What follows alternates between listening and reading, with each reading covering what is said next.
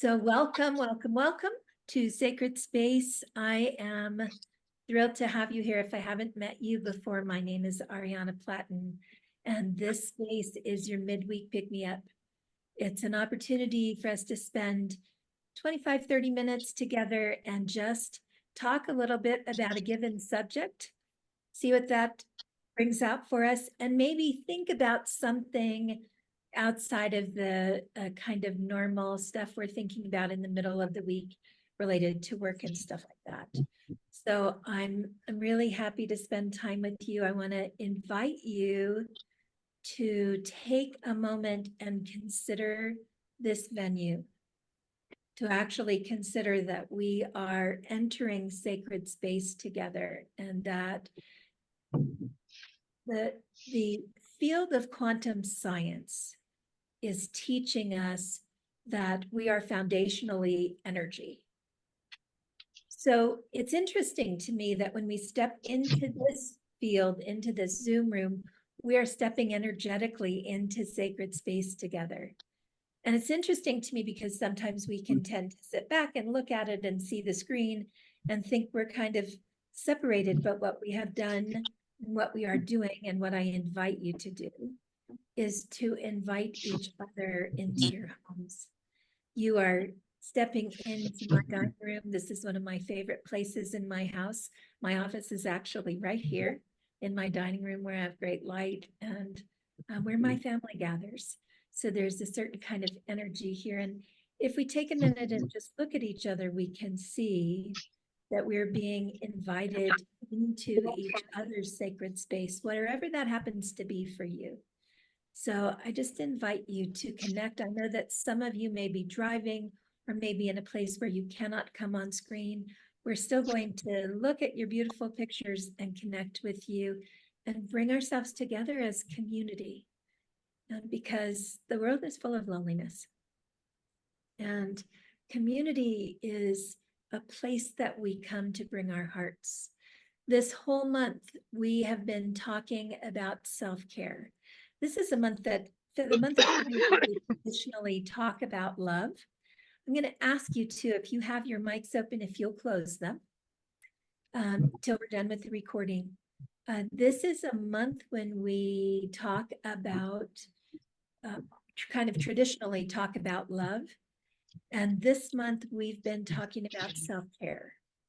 And we've been talking about self-care because it is such an important consideration to love, right? Like, self-care is really about how we love ourselves, how we take care or bring ourselves into the world. So we've talked about self-love from a lot of different perspectives over the last 4 weeks. This is our 5th and final week on this topic, and I want to give you a new or different possibility around gratitude and self-care. And I want to talk to you about gratitude because it's one of the things that we do for ourselves when we're feeling bad. When we don't feel great about something, we think, and we've been taught to think, oh, come on, I've got lots of things to be grateful for. What different kinds of things can I be grateful for? But tonight I want to invite you into some new reasoning behind the concept of gratitude. And yes, gratitude is a form of self-care. Recognizing how blessed our lives are is a form of self-care. It changes us emotionally. It settles us into a different space and way of being. But I want to invite you to think about, for just a few minutes, is first of all the concept that there is an ethical consideration to gratitude. That we have an ethical responsibility and connection to the concept of being grateful. And ethics for me, we all define our ethical position a little bit differently. Run this through your filter for ethics, not mine. What you believe is ethically important in the world, how you hold your sense of ethical living. What if being grateful is an ethical consideration. And I'll give you an example. If we look across the screen here, we can see that we have a lot of privilege in our world, in the world of the people that are here. We each have different privileges, different levels of privilege, different kinds of privilege, and are privileged nonetheless. And so there is an ethical responsibility to recognize our privilege in the world. Because when we do, we are able to relate differently to a world that is underprivileged. We are able to interact with that world in a way that brings more compassion forward. And sometimes we use that to be guilty, don't we? Gosh, I feel so bad. I have all these privileges that other people don't have. That's not helpful. What is helpful is to be grateful for our privilege, to recognize our privilege, and to ask ourselves, how can I use my privilege in the world? I am grateful that I have financial comfort. I'm grateful I have a good job. I'm grateful that it's easy for me to get a job. I'm grateful that I have running water and that I live in a country where I have citizenry. And right now that is not, I'm not being moved out. And I will just mention for all of you, we make assumptions about this group. We don't know that's true for everyone, do we? But speaking from that possibility, we have all kinds of privilege. We have the privilege of gathering. We all have computers. That's a privilege, isn't it? We all have the privilege of gathering in this space to spend time with one another. And there is for me, an ethical responsibility to hold gratitude rather than guilt for that, so that I can be grateful and think into how I can use this in the world. When I hold these privileges in gratitude, I recognize the blessings in my life, and recognizing the blessings in my life changes my state of being. And that is self-care. I am able to lift myself from a position of depression or discouragement or frustration, or many different things, by using gratitude. So I just invite you to think about it a little differently. Also, ethically, I invite you to consider the concept of gratitude falling in line with the agreement to cause no harm. Now, I understand that doctors agree to cause no harm. A lot of ministers are asked to do their best to cause no harm. But personally, isn't it our objective to move through life causing no harm, doing the very best that we can do to cause no harm? So that's very easy to apply when we think about gratitude for other people and other things. But what happens if you choose not to be grateful for yourself? Then are you causing harm to yourself? And how does that flow in your concept of ethical existence? Are you as responsible for being grateful for you as you are for being grateful for the other blessings in your life? And let's just make that a little harder. Just think about something you don't like about yourself. Just find one thing. What if there's ethical consideration for considering that thing you have judgment about? What if your judgment causes harm for you? And do you choose to live in a world where, to the best of your efforts, you will cause no harm? And if so, are you willing to apply that to yourself, where it really can change your state of being? Another act of self-care that I want to invite you to consider, that is another ethical consideration related to how you relate with yourself, is your ability to protect your own privacy. Your willingness to think twice about the information that you put out and you spread out and you give to just anybody. I'm not talking about your social security number, because I have a feeling if somebody wants to get that number, they can find it. I'm talking about what it feels like to hold your own heart close to your chest, to tenderly care for what is private to you, for the thoughts that you are not yet ready to share in the world, for the feelings that perhaps you're not ready for feedback on. That holding a place of privacy and being grateful for the ability to do that is an ethical act of gratitude and self-care. I feel very blessed that I can make the choice to hold some things personal and private until I'm ready to bring them out into the world. It's an act of self-care that we don't give a lot of thought to until we post something, share something, put something out into the world, and it gets attacked. And then we feel bad because we just got attacked. So sometimes privacy allows us to care for ourselves when we're vulnerable and not necessarily wanting to deal with that kind of judgment from the outside world. So I promised you that I would run you through a couple of things tonight that were unusual things to be thankful for, unusual perspectives on gratitude. I want to offer you another one, and this falls very much in line with the concept of how you judge yourself. I want to offer you inclusivity as an ethical consideration for gratitude and for self-care. It's very easy to be inclusive of certain groups of people. How inclusive are you of yourself and your own needs?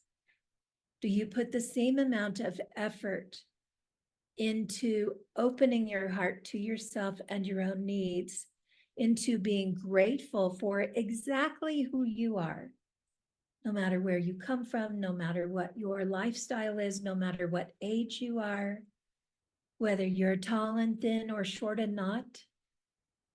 Do you include yourself in the world that you see to be grateful for, in the world that is beautiful, in the world that is honorable, in the world that is purpose-filled?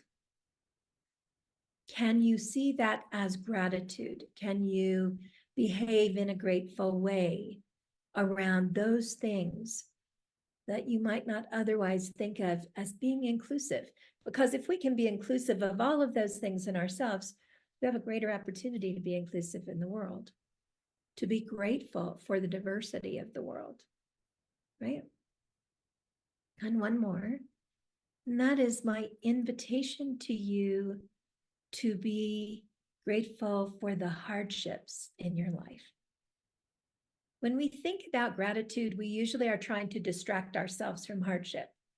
We usually are trying to jump out of whatever is going on for us and step into a different possibility that we have so many other things to be grateful for, we shouldn't really worry about that.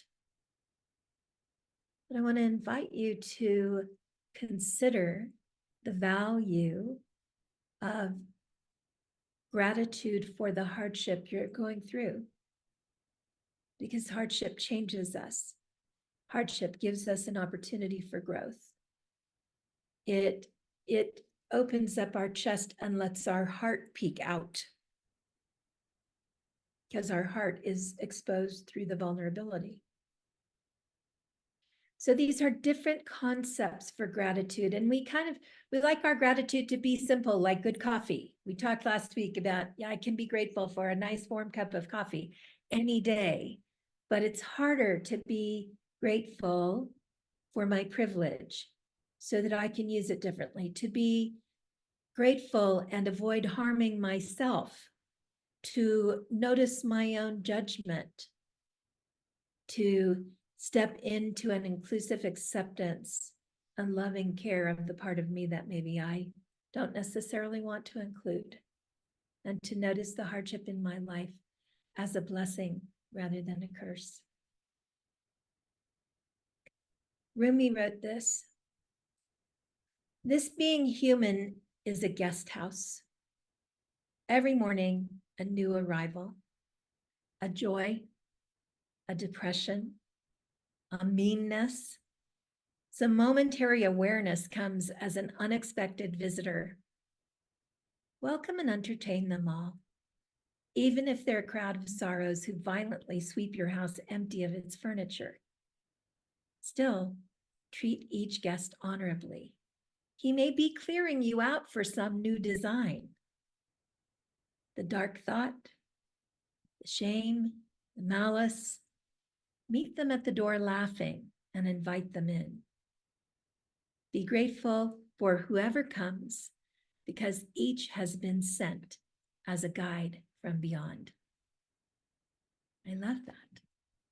Each has been sent as a guide from beyond, an opportunity for us to be grateful in a different way. And that gratitude allows us to take care of ourselves.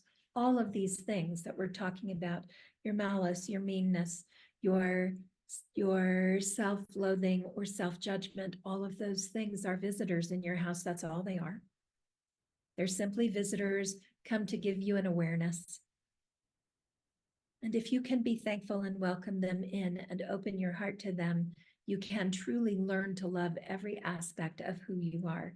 And that self-love, that self-care that brings you to self-love changes everything about who you are in the world and what you can do in the world and how you, more important than for anybody else, how you experience life.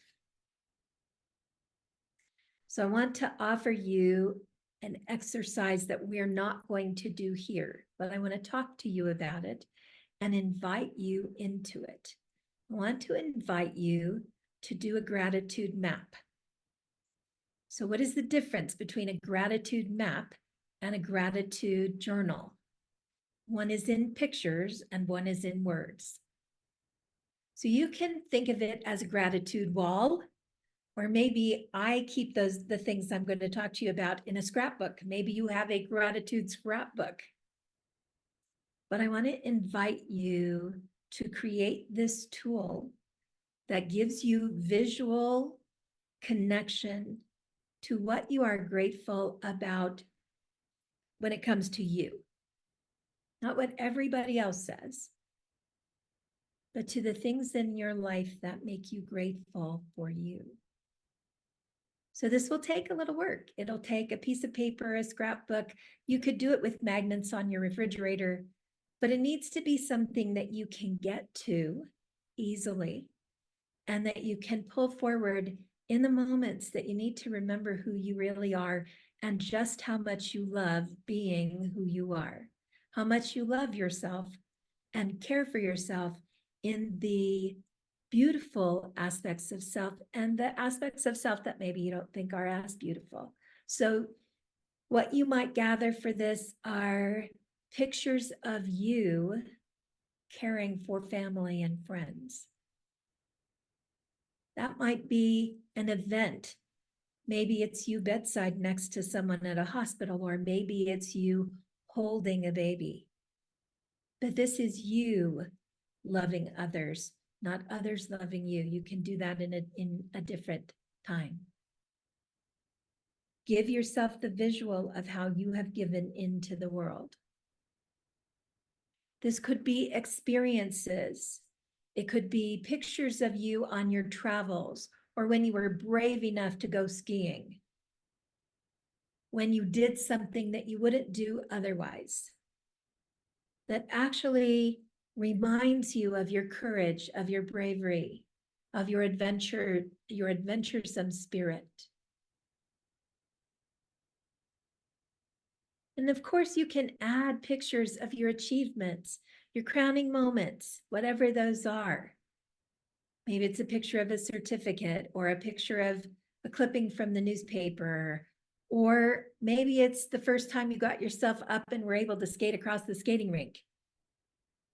But whatever you perceive as achievements that you love about yourself because you went for it, because you dedicated yourself to it, because you did the work that got you to the point of achievement.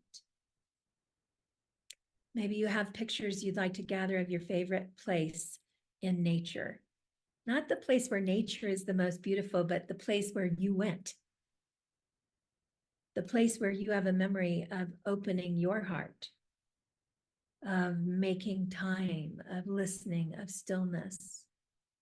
The place where nature brought you deeper to yourself, or you brought yourself deeper to nature. And, we all have a place where we keep things that are important to us, a little something, a knick-knack shelf of something. Look at those things, those possessions that belong to you, that mean something about you. I have a porcelain, I think it's porcelain clay shell that is a facsimile of a cacao pod that reminds me of going into cacao ceremony in Oaxaca. And it's not about the ceremony to me, it's about the holiness of the moment and the trip there and the being fully present to what was being taught so that I could take it in. So that when I drank that cacao, it meant something to me. It had its own essence.